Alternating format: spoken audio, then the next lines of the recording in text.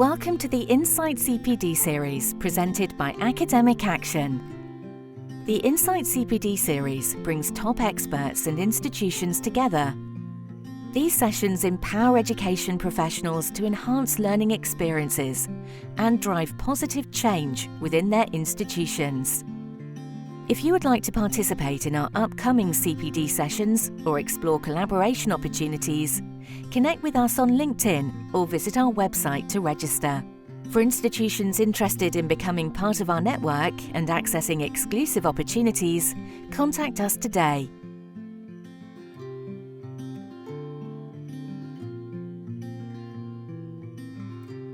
Hola a todos, muy buenas tardes y muchísimas gracias por acompañarnos el día de hoy. Mi nombre es Paolo, representando Academic Action. Para quienes no nos conocen, Academic Action trabaja con colegios internacionales, principalmente en Latinoamérica, apoyando el desarrollo profesional de docentes y facilitando oportunidades académicas con universidades británicas.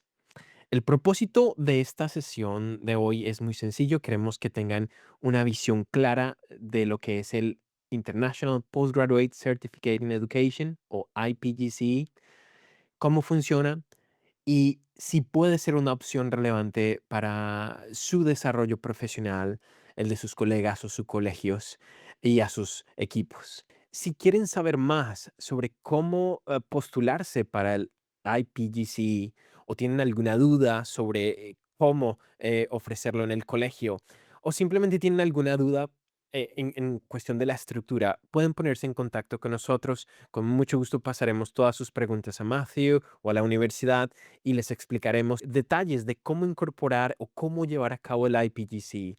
And we will be now continue this session in English.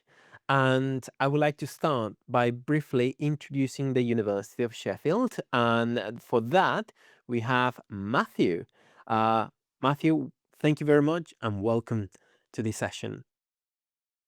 Thank you, Carlos. Thank you very much for having me this evening. I'm very much looking forward to talking to everyone about the iPGCE. But yes, I thought we could begin with just a little introduction to the University of Sheffield. So I kind of want to just begin by saying a few words about the university and sort of talking about the University of Sheffield is a world-class institution with a global reputation for excellence. Our university is currently ranked 92nd in the world by the QS World University Rankings for 2026. And we're also a very, very proud member of the prestigious Russell Group of Universities, which is a collection of 24 leading UK universities for research and teaching. So this means that when you study at the University of Sheffield, you get a world-class education, and you'll see how our world-leading research enhances our teaching and changes lives. So all of the teachers on our iPGCE program are active researchers and experts in their field. So on the course, you're learning from academics, conducting this life-changing and world-enhancing research. All of us are, if it's not too much to say, I think innovators in our relevant subject areas. Yeah. And we're, hoping to shape the world that we live in and give students the tools for them to make positive change in the areas in which they work and as they go through their career.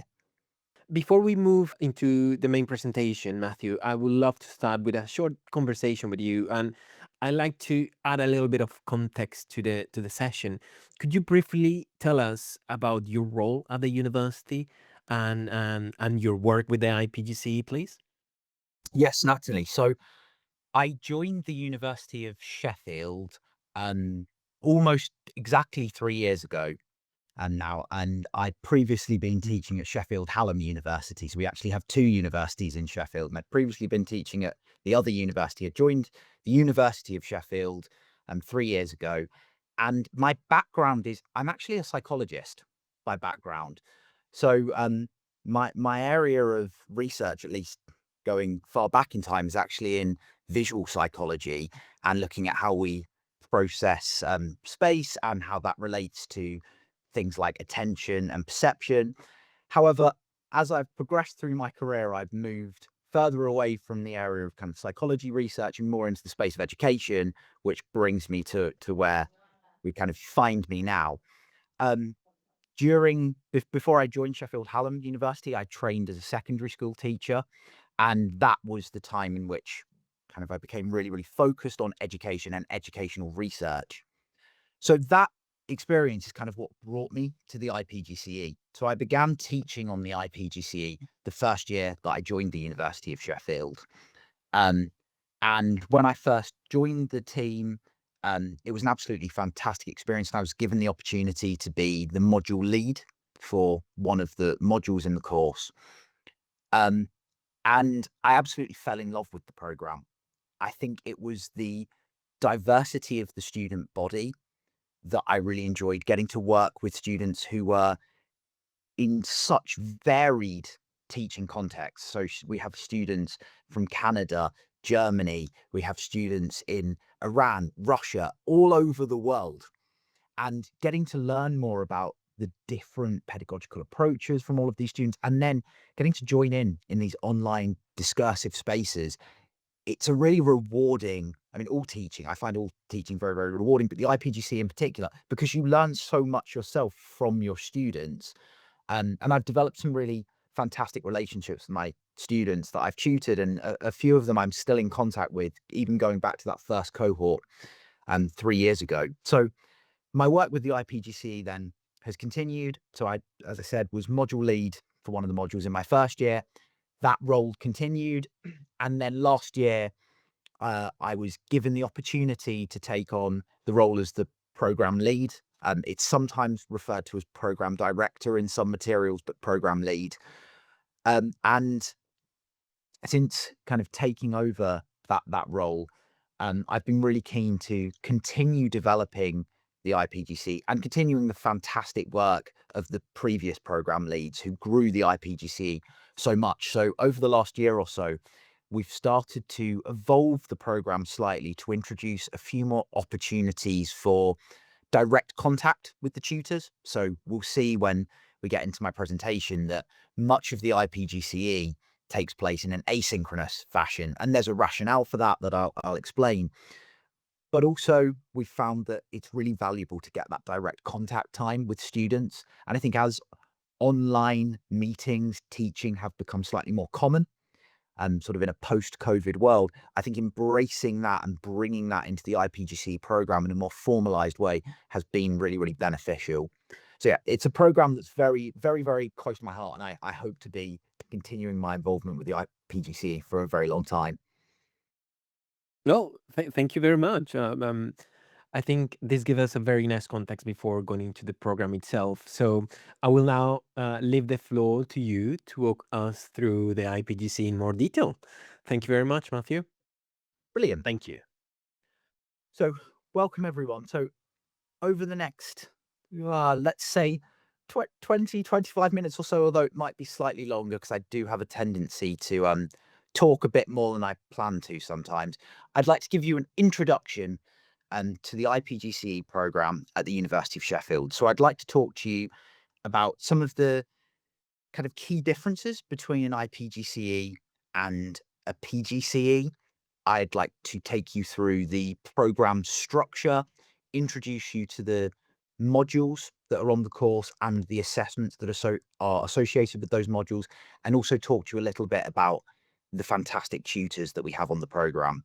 Then at the end of the talk, I'm happy to answer questions. It would be really lovely to kind of hear about some of your experiences. I'm very, very happy to field any questions that you have, however big or small that they might be about the iPGCE program.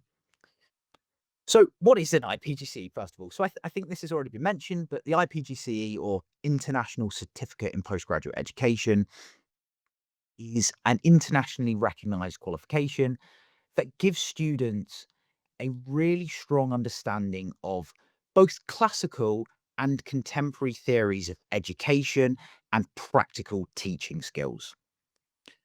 So the course takes place across one academic year and allows students to explore a mix of theory and research. This is something I'll talk more about later, but one of the things that I really value about the iPGCE program is that students get to develop some of their skills as research practitioners within their own professional context, which a lot of students find very, very valuable, and also equips you with skills that sometimes students haven't necessarily developed before, depending on what their previous educational background is.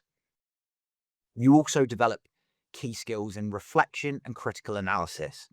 One of the things that I really drive home to all of the students on the iPGCE is that this is a level 7 qualification. The iPGCE, whilst it is a certificate in postgraduate education, is master's level writing.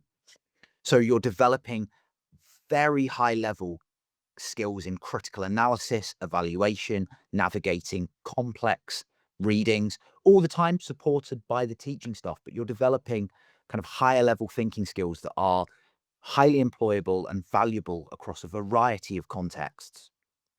And the iPGCE is a part-time distance learning program. It's designed such that you can complete it alongside work and kind of balance the workload alongside your other life priorities. And I'll again mention that a bit more throughout the talk. So all of the content is delivered and available online. It would be fantastic if you were able to visit Sheffield, but that is not a requirement for the course. So at this stage, I think it's probably worth defining the difference between an iPGCE and a PGCE. So some of you may already be familiar with this distinction, but if not, I think it's worth kind of making that distinction clear. So the PGCE, Postgraduate Certificate in Education, is, I would say, probably the most common route to becoming a qualified teacher and obtaining QTS, qualified teacher status, in England, Wales, and Northern Ireland. So I did a PGCE, oh goodness, about 10 years ago, which is remarkable given that I'm sure that I must still be 23 years old. So I'm not sure how I did a PGCE 10 years ago. But joking aside, that's the route I went through, and it's a 1-year full-time program. So structured very similarly to the iPGCE in the sense that it takes place across one academic year. But this program combines academic study where you're based at a university alongside a minimum of 2 school-based placements. And during these placements, there are a number of formal observations. And also as part of this program, you have to submit a teaching stamp or a folder, a portfolio of work to show that you have met the teaching standards for qualified teacher status in England, Wales, and Northern Ireland.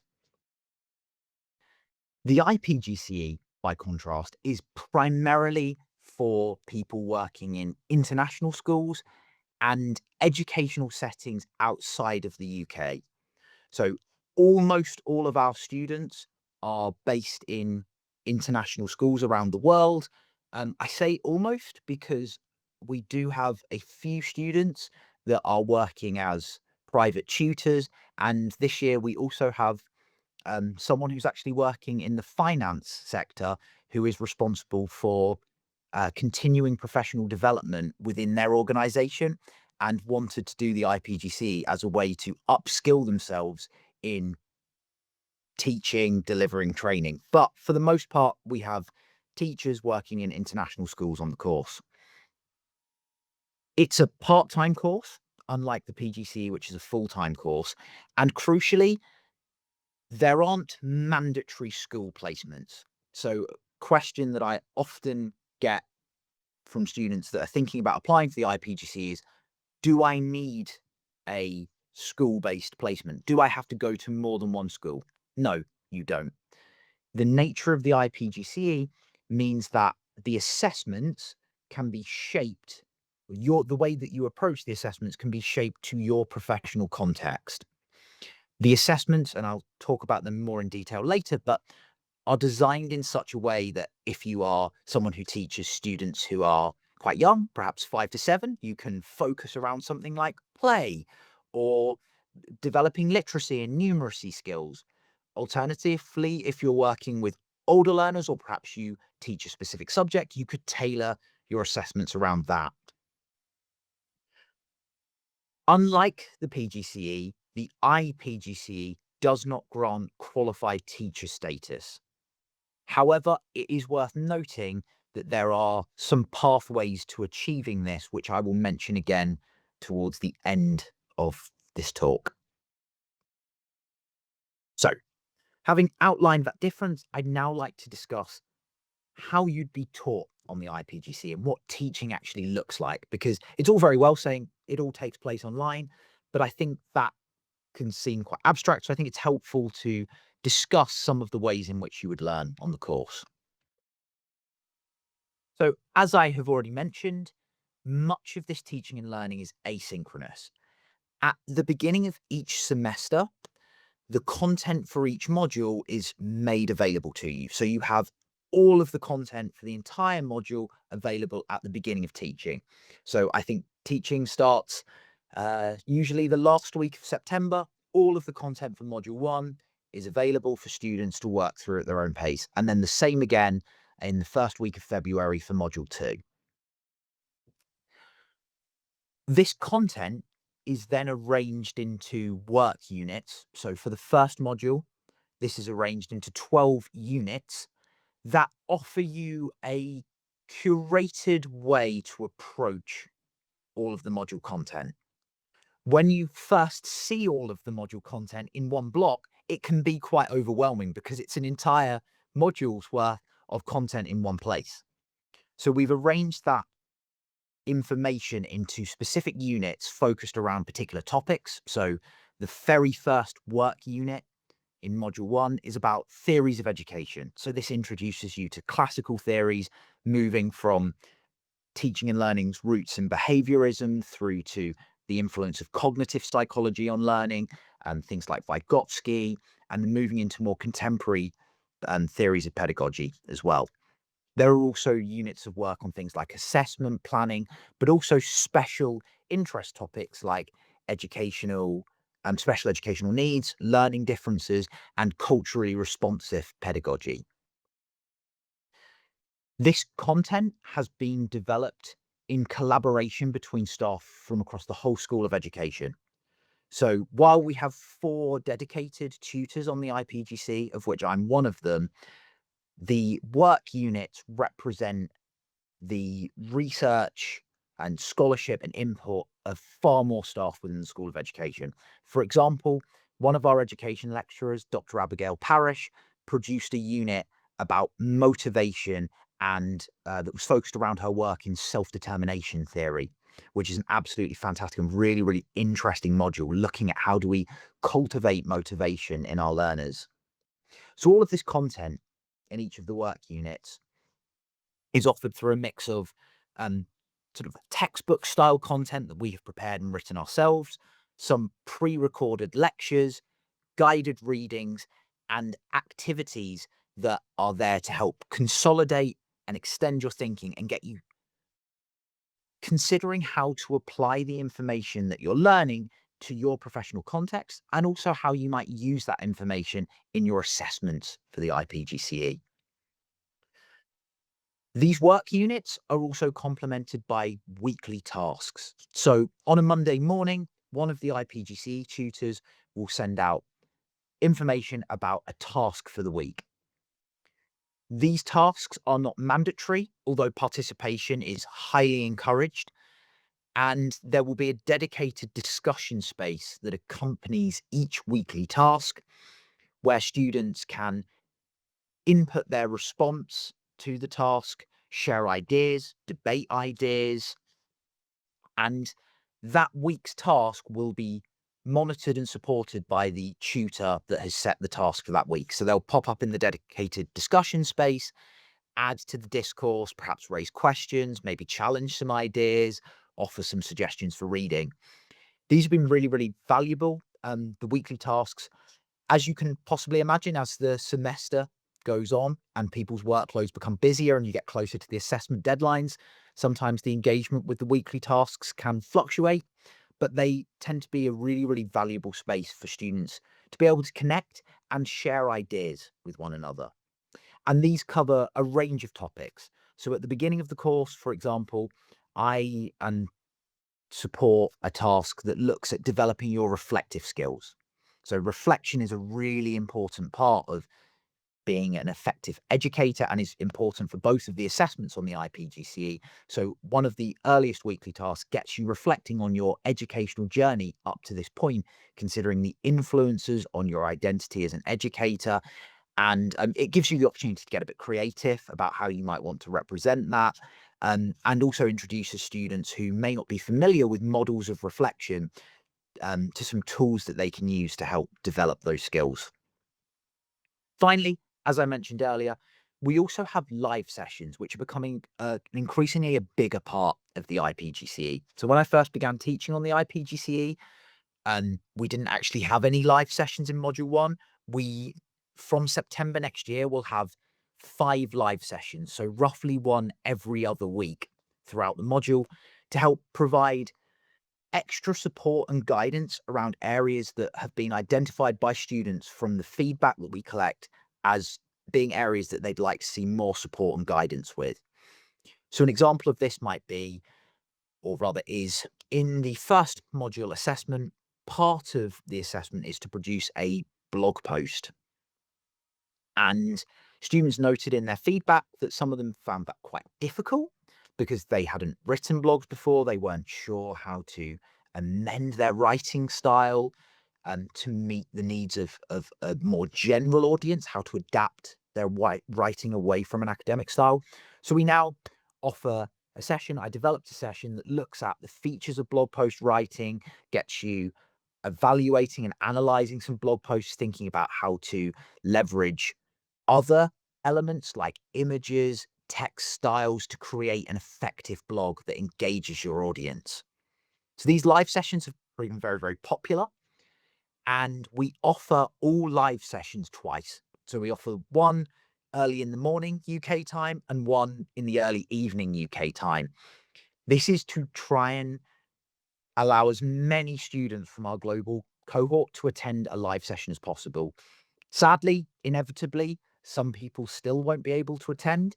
And to make sure that those students don't miss out, we always record at least one, but more often than not, both of the live sessions and send out the recordings of those sessions and all of the resources the next day so that students that aren't able to attend don't miss out.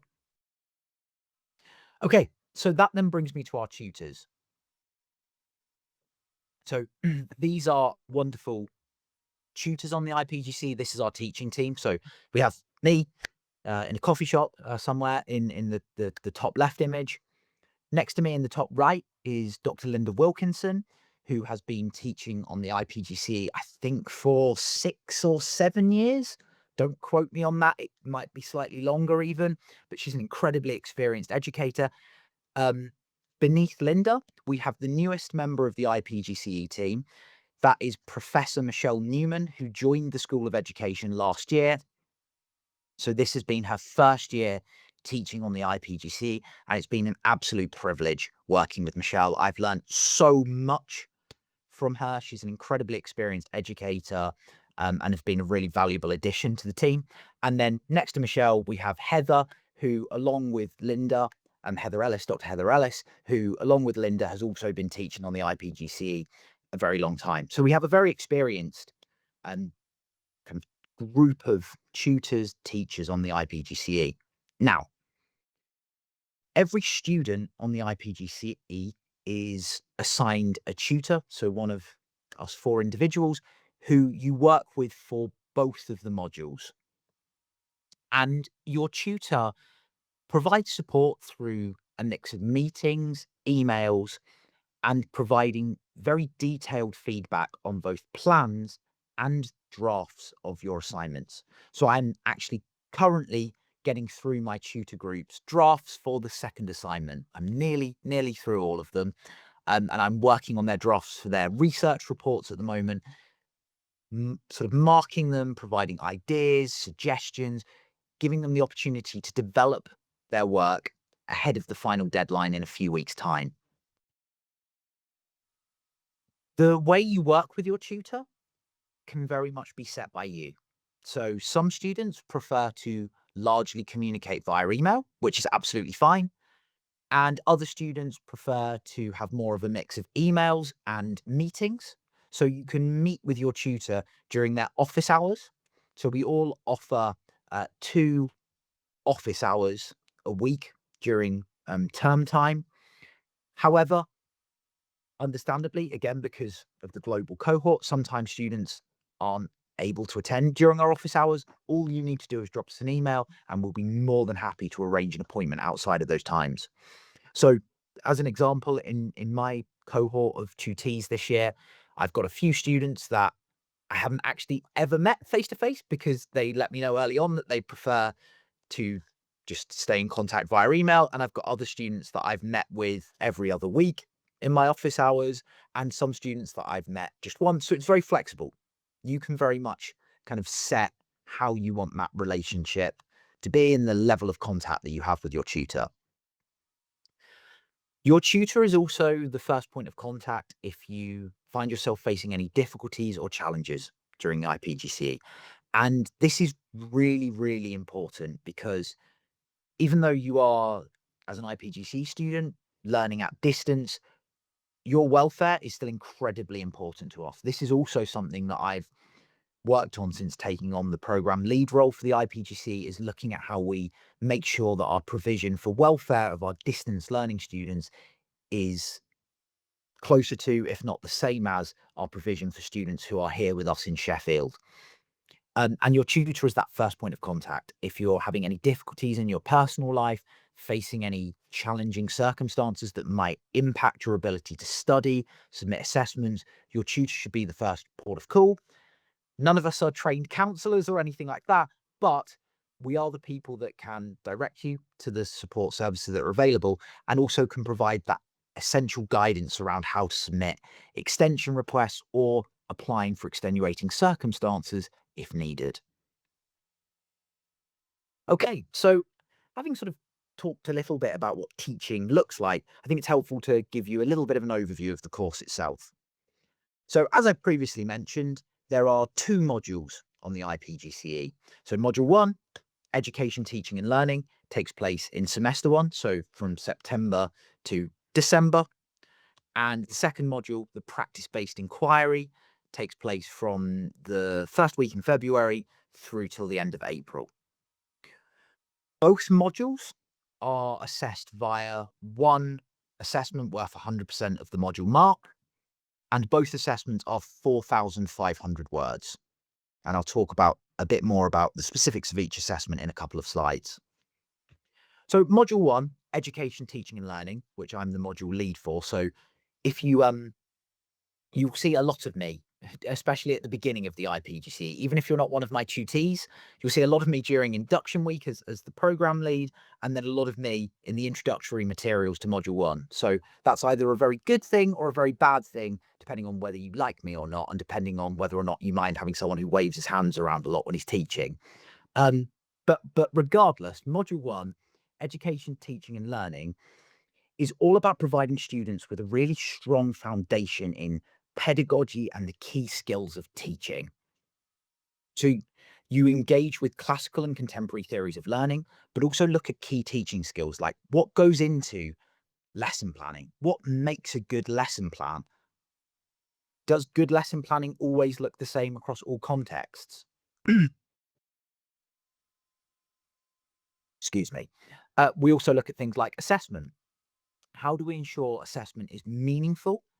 How do we measure learning? Can we ever measure learning? So you engage with key debates in education. We also look at the role of policy, how that shapes our practice, what happens when sometimes policy comes into contention with classroom practice. We look at the key skills needed for effective classroom management, the challenges that can go along with that. And then, as I've already mentioned, there are also special topics and focus topics, things like learner motivation, culturally responsive pedagogy, and more recently, we've added a work unit looking at the growing role of technology within education, especially in the growth of things like AI. How do we incorporate technology into our learning in a way that's meaningful and isn't tokenistic while still developing critical autonomous learners? And this is a really key challenge for education. So the content for the module is always year to year, we revise the content, make small changes to make sure that we're keeping it contemporary and cutting edge. So this module is assessed via a teaching portfolio. And this is a good example of how you can shape the assessments to your specific professional context. So you are given the opportunity to explore an educational topic of your choosing. This could be something like teacher workloads. I've had one student this year in my group of tutees look at teacher burnout within education, but it also might be something focused within education. So I've had another student looking at the use of number bonds in the maths classroom. So you can shape it to your interest and to your specific kind of focus and context. Then this educational topic is then used to in some way inform the planning and delivering of a teaching activity. So the portfolio includes an introduction, a pedagogical essay where you explore that educational topic, read up on the contemporary literature, engage with key debates, ideas, draw out conclusions. You then develop a lesson plan. This can either be for a full lesson or it can be just for an activity within a lesson. But crucially, you need to show how the pedagogical essay has informed your approach to lesson planning. So demonstrating your ability to incorporate theory into your professional practice. Then you have a blog post. Students often find this part challenging to write, hence the addition of the live session about blog post writing, but afterwards also find it very, very rewarding and enjoyable. So in the blog post, you're invited to explore an aspect of your portfolio in a different way, to produce an understanding information about a key pedagogical idea for a more general audience. So it's really good at developing key skills about being able to produce information for a range of audiences, which is always really, really effective. And then lastly, you have a reflective conclusion where you consider what you're taking away from the activity in terms of your own development and how you see this connecting to your ongoing development as an educator and a practitioner and what you hope to gain from the second assessment. Which brings us nicely to module 2. So this is the practice-based inquiry. I think this is an incredibly exciting module. I might be biased because we're kind of still in the midst of this module, but I absolutely love module 2, the practice-based inquiry, because you have the opportunity to conduct a small-scale research project in your area. And this can relate to a problem that you've identified in your own practice, maybe something that you've observed within your teaching. And during this module, you get to learn about education research methods, key ideas within methodology like epistemology, ontology, learning about ethics, and how to analyze, evaluate, and write up research data. So you're developing incredibly important and desirable key skills throughout this module, all while tailoring it to a relevant issue within your professional area. So during this module, you reflect on your practice by conducting original research and producing a research report. You can use this research to explore potential change, and this might be at a personal level. So when writing up the research report, when considering the implications of your findings, you might think about the implications for your own practice, but you might also think about the implications at an institutional level, how it might inform policy within your school or curricula or something like that. And this develops your ability to contribute meaningful and crucially practitioner-led research within the field of education. So these are really, really key skills. As I think as educators, whether or not we label ourselves as such, I think we're researchers all of the time. Going into a classroom is a bit like being a researcher because I think we're constantly thinking about problems that we've identified, evaluating how our lessons have gone, making small changes. Well, the practice-based inquiry kind of formalizes, I think, something that's going on in the background in the heads of a lot of teachers anyway. This gives you the academic language and discourse and kind of specific knowledge around this. So yes, I absolutely love this module. yes, the assessment is a research report, and it's a research report with the following sections. So you have an introduction where you introduce the reader to the problem that you have identified, introducing theoretical background, linking it to your professional context. You then provide a review of relevant literature around the topic that you're writing about, again, engaging with key debates, identifying limitations of the research thus far, and perhaps gaps that your research is attempting to address. You then write about your methodology and methods, so thinking about what are the philosophical motivations for your research, and how do these philosophical motivations, or how have those motivations influenced the ways that which you'll go about collecting your data. Then you write up the analysis of your data and discuss this.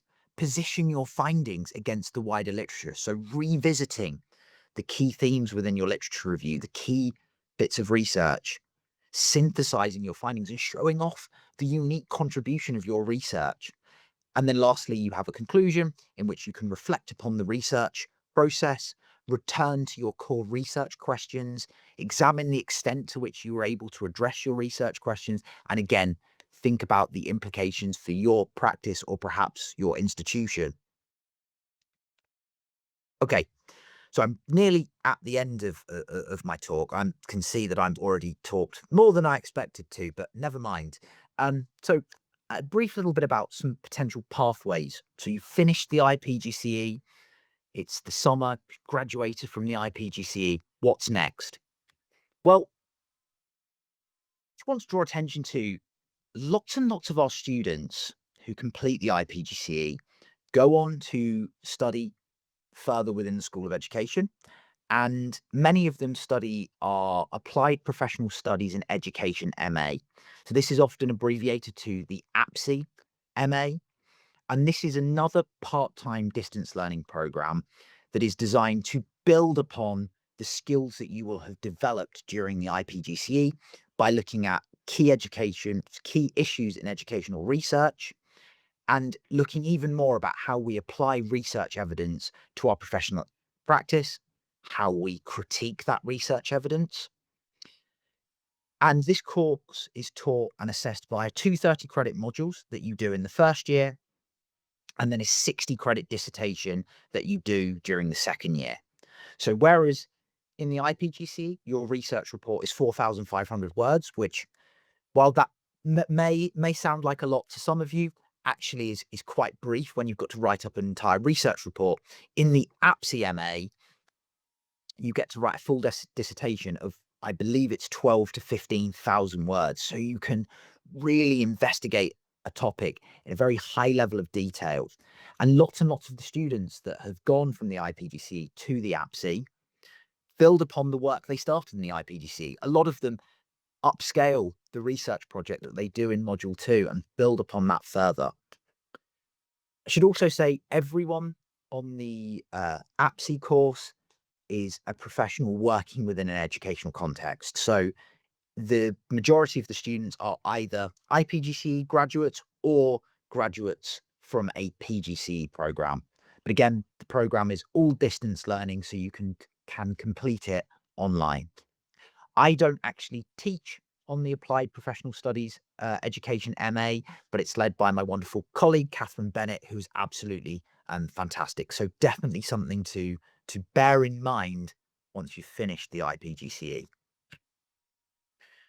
Now, another possibility is that some students choose to apply for QTS via an independent route. So at the University of Sheffield, we don't actually offer a route to obtaining the QTS, so the qualified teacher status in England, Northern Ireland and Wales. But there are 4 routes available for experienced educators who are working outside of the UK.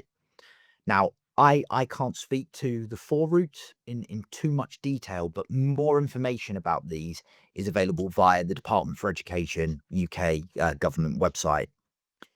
One route that I can speak to a little bit is a route via assessment, where students who have completed an iPGCE can go via an assessment-only route to complete the portfolio to measure their teaching skills against the teaching standards and submit a portfolio, like I mentioned earlier when I was talking about my experience of completing a PGCE.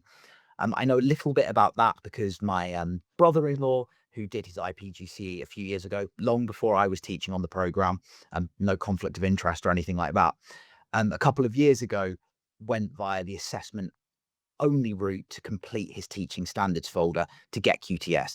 He actually is still teaching out in China, but he now has his qualified teacher status if he chooses to return to England at any point to teach. So there are opportunities available to obtaining that QTS. Having the iPGCE certainly doesn't preclude you from obtaining QTS further down the line. And if you want to know more about the iPGCE, you can check out this link. So this will take you through to the University of Sheffield iPGCE webpage. And then applications are made online, but I will let kind of Paulo talk more about the application process. But one thing I do want to quickly draw attention to is the applications for starting in September 2026. The final deadline is 5 p.m. on Friday, the 28th of August. So we assess our applications on a rolling basis. So usually once a week and at minimum once every 2 weeks, I will have a look at the applications that have come in and then read through the personal statement, look at the qualifications, and then I will give my recommendation about whether a conditional, unconditional offer, or occasionally if a student doesn't have kind of the necessary experience or academic background, I would recommend that an offer not be made. And then I send that off to the central admissions team, and then they communicate the outcome of my decision to you as the students. But yes, the applications there close at 5 p.m. UK time, Friday, 28th of August. So you've still got plenty of time if it's something that you are thinking about. So thank you very much for listening. As mentioned before, please feel free to ask me anything about the iPGC or anything that you'd like to know more about my teaching practice, anything like that. No question is too big, too small. No question is silly.